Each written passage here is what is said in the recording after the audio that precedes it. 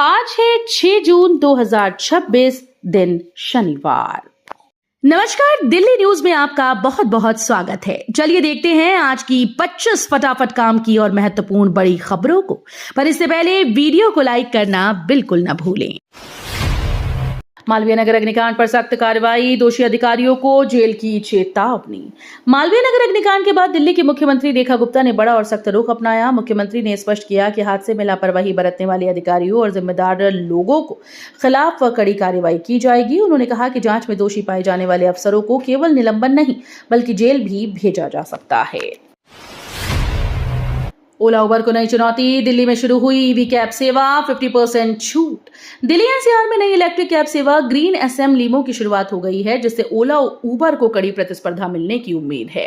Company ने launch offer के तहत 5 जून से 11 जून तक ऐप से बुकिंग करने वाले यात्रियों को 50% तक की छूट देने की घोषणा की। पूरी तरह से इलेक्ट्रिक वाहनों पर आधारित ये सेवा किफायती और पर्यावरण अनुकूल यात्रा का विकल्प प्रदान करेगी। कंपनी का लक्ष्य दिल्ली एनसीआर में बड़े स्तर पर ईवी कैब नेटवर्क स्थापित करना है। 15 जून से बदलेंगे मोबाइल सेवा नियम, यूजर्स के लिए जानना जरूरी। 15 जून से मोबाइल उपयोगकर्ताओं के लिए कुछ नए नियम लागू होने जा रहे हैं, जिनका असर सिम कार्ड, कॉलिंग और डिजिटल सुरक्षा सेवाओं पर पड़ सकता है। दूरसंचार सेवाओं को अधिक सुरक्षित, पारदर्शी और उपभोक्ता हितैषी बनाने के उद्देश्य से ये बदलाव किए जा रहे हैं। मोबाइल यूजर्स को अपने दस्तावेज, सिम पंजीकरण और सेवा संबंधी जानकारी अपडेट रखने की सलाह दी गई। विमान ईंधन राहत पैकेज को मंजूरी, 10,000 करोड़ से मिलेगी एयरलाइंस को राहत। केंद्र सरकार ने विमानन क्षेत्र को बड़ी राहत देते हुए एविएशन टरबाइन फ्यूल की कीमतों को स्थिर रखने के लिए 10,000 करोड़ के राहत पैकेज को मंजूरी दी। ये राशि ऑयल मार्केटिंग कंपनीज के माध्यम से एयरलाइंस को बढ़ती ईंधन लागत के प्रभाव से बचाने में मदद करेगी। सरकार का उद्देश्य हवाई किरायों में अनियंत्रित बढ़ोतरी को रोकना और विमान सेवाओं की निरंतरता बनाए रखना है। मालवीय नगर होटल अग्निकांड में नया खुलासा, फर्जी आधार पासपोर्ट का नेटवर्क आया सामने। मालवीय नगर होटल अग्निकांड मामले की जांच में एक और नया चौंकाने वाला खुलासा सामने आया। जांच एजेंसीज के अनुसार आरोप है कि कुछ लोगों ने बांग्लादेशी नागरिकों के लिए फर्जी आधार कार्ड और पासपोर्ट बनवाने का नेटवर्क तैयार किया था। हादसे के बाद सामने आए दस्तावेजों और डिजिटल सबूतों के आधार पर जांच तेज कर दी गई है। दिल्ली में हर 5वां व्यक्ति ले रहा डायबिटीज दवा, शुगर बीपी के मामले बढ़े। दिल्ली में स्वास्थ्य को लेकर चिंताजनक स्थिति सामने आई। रिपोर्ट के अनुसार राजधानी में हर 5वां व्यक्ति डायबिटीज की दवा ले रहा है, जबकि शुगर और ब्लड प्रेशर जैसी बीमारियों के मामले तेजी से बढ़ रहे हैं। विशेषज्ञों का कहना है कि खराब लाइफस्टाइल, अनियमित खान पान और तनाव इसके प्रमुख कारण हैं। डॉक्टर्स ने लोगों को नियमित व्यायाम, संतुलित आहार और समय समय पर स्वास्थ्य जांच कराने की सलाह दी है। फायर सुरक्षा उल्लंघन पर दिल्ली सरकार सख्त, जीरो टॉलरेंस नीति लागू। दिल्ली सरकार ने अग्नि सुरक्षा नियमों के उल्लंघन पर सख्त रुख अपनाते हुए जीरो टॉलरेंस नीति लागू करने की बात कही।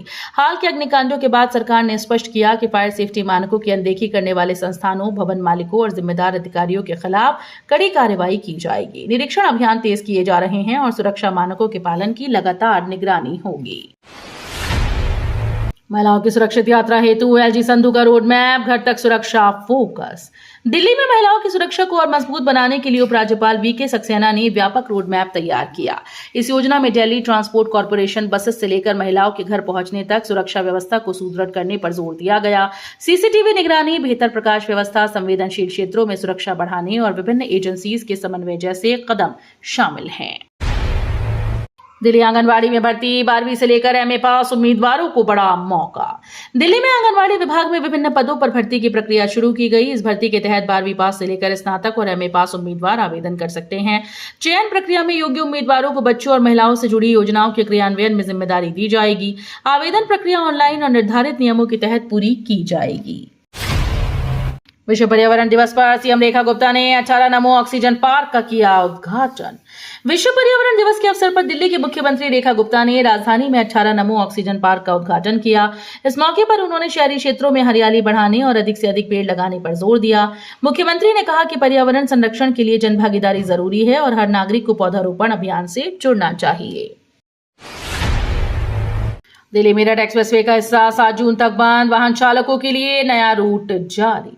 दिल्ली मेरठ एक्सप्रेसवे पर यात्रा करने वाले वाहन चालकों के लिए जरूरी सूचना है। मरम्मत और निर्माण कार्य के चलते एक्सप्रेसवे का एक हिस्सा 7 जून तक बंद रहेगा। इस दौरान यातायात को डायवर्ट कर वैकल्पिक मार्गों से निकाला जाएगा, जिससे जाम की स्थिति से बचा जा सके। प्रशासन ने यात्रियों से अपील की है कि वे यात्रा से पहले नए रूट की जानकारी जरूर लें।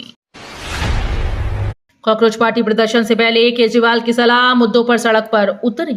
दिल्ली में कॉकरोच जनता पार्टी के प्रस्तावित प्रदर्शन से पहले आम आदमी पार्टी के राष्ट्रीय संयोजक अरविंद केजरीवाल ने लोगों से जनहित के मुद्दों पर आवाज उठाने की अपील की। उन्होंने कहा कि लोकतंत्र में जनता की भागीदारी और शांतिपूर्ण विरोध महत्वपूर्ण है। केजरीवाल ने युवाओं और नागरिकों से अपने अधिकारों और शिक्षा जैसे मुद्दों के लिए सक्रिय रहने का संदेश दिया। एनआईटी छात्रों को बड़ी राहत, बिना गेट आईआईटी दिल्ली में मिलेगा डायरेक्ट एडमिशन। एनआईटी के छात्रों के लिए बड़ी खुशखबरी सामने आई। अब योग्य छात्र बिना गेट परीक्षा दिए सीधे आईआईटी दिल्ली के एमटेक और पीएचडी कार्यक्रमों में प्रवेश पा सकेंगे। ये सुविधा उत्कृष्ट शैक्षणिक प्रदर्शन करने वाले छात्रों को उच्च शिक्षा और शोध के बेहतर अवसर उपलब्ध कराने के उद्देश्य से शुरू की गई। आईआईटी दिल्ली की इस पहल से प्रतिभाशाली छात्रों को लाभ मिलेगा। जी एडवांस सफल छात्रों के लिए आईआईटी दिल्ली का ओपन हाउस, 3 शहरों में आयोजन।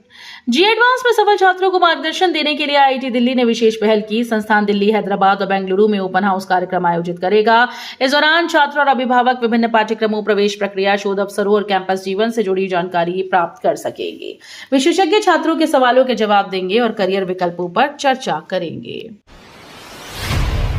दिल्ली पुलिस में बड़ा फेरबदल, 34 आईपीएस और डीएनआईपीएस अधिकारियों के हुए तबादले।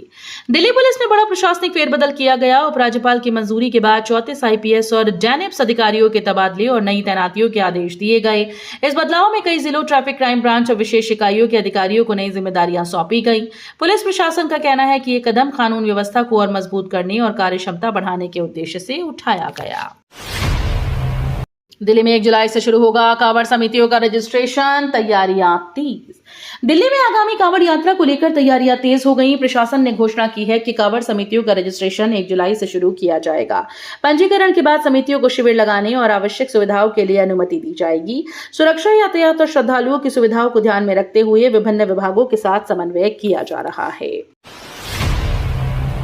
विश्व पर्यावरण दिवस पर सीएम रेखा की पहल, 15 लाख पौधे लगाने का संकल्प। विश्व पर्यावरण दिवस के मौके पर मुख्यमंत्री रेखा गुप्ता ने हरी दिल्ली के लिए बड़ा अभियान शुरू किया। सरकार ने इस वर्ष 15 लाख पौधे लगाने का लक्ष्य निर्धारित किया। इसके साथ ही शहर में ऑक्सीजन पार्क विकसित कर पर्यावरण संरक्षण को नई दिशा देने की तैयारी की गई। मुख्यमंत्री ने कहा कि बढ़ते प्रदूषण से निपटने और आने वाली पीढ़ियों को स्वच्छ वातावरण देने के लिए जनभागीदारी जरूरी है। प्रदर्शन से पहले अभिजीत दिपके की अपील, समर्थकों से एयरपोर्ट न आने को कहा। दिल्ली में 6 जून को प्रस्तावित प्रदर्शन से पहले अभिजीत दिपके ने समर्थकों के नाम महत्वपूर्ण संदेश जारी किया। उन्होंने कार्यकर्ताओं से अपील की कि वे उनके स्वागत के लिए एयरपोर्ट ना पहुंचें और किसी भी तरह की भीड़ इकट्ठी ना करें। दिपके ने कहा कि आंदोलन की सफलता अनुशासन और शांतिपूर्ण भागीदारी में है। उन्होंने सभी समर्थकों से निर्धारित स्थान पर पहुंचकर कार्यक्रम को सफल बनाने और प्रशासनिक व्यवस्था बनाए रखने में सहयोग करने का आग्रह किया। फायरिंग विवाद में खान सर की बड़ी मुश्किलें, जांच तेज, कार्रवाई की संभावना।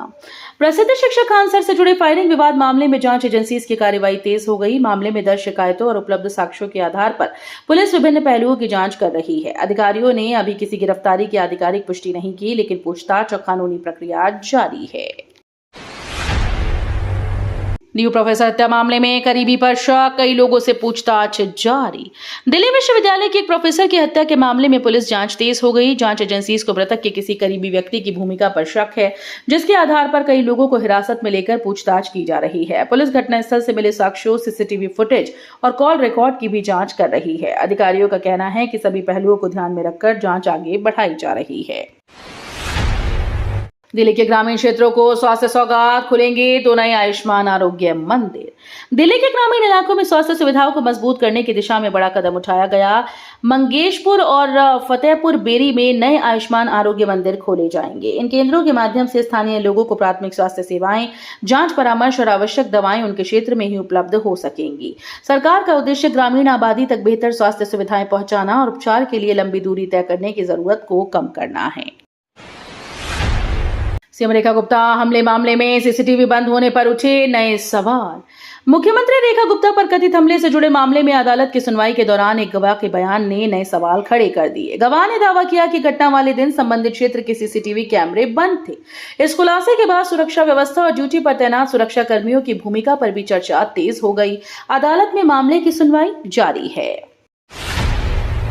दिल्ली एयरपोर्ट देश का सबसे बड़ा ट्रांजिट हब, बड़ी कनेक्टिंग फ्लाइट यात्राएं। इंदिरा गांधी इंटरनेशनल एयरपोर्ट देश का सबसे बड़ा ट्रांजिट हब बनकर उभरा है। आंकड़ों के अनुसार यहां से यात्रा करने वाला हर चौथा यात्री कनेक्टिंग फ्लाइट का उपयोग करता है। घरेलू और अंतर्राष्ट्रीय उड़ानों के विस्तृत नेटवर्क, आधुनिक सुविधाओं और बेहतर कनेक्टिविटी के कारण दिल्ली एयरपोर्ट की ट्रांजिट यात्री संख्या लगातार बढ़ रही है। ये उपलब्धि भारत के विमानन क्षेत्र के विस्तार और वैश्विक हवाई संपर्क को मजबूत करने की दिशा में महत्वपूर्ण मानी जा रही है। देश की पहली हाइड्रोजन ट्रेन जल्द पटरी पर, उत्सर्जन में निकलेगी केवल जल वाष्प। भारत जल्द ही अपनी पहली हाइड्रोजन ईंधन आधारित ट्रेन का संचालन शुरू करने जा रहा है। ये ट्रेन पारंपरिक डीजल इंजनों की तुलना में अधिक पर्यावरण अनुकूल मानी जा रही है, क्योंकि इसके संचालन के दौरान केवल जल वाष्प का उत्सर्जन होगा। इस परियोजना का उद्देश्य रेलवे क्षेत्र में कार्बन उत्सर्जन कम करना और स्वच्छ ऊर्जा को बढ़ावा देना है।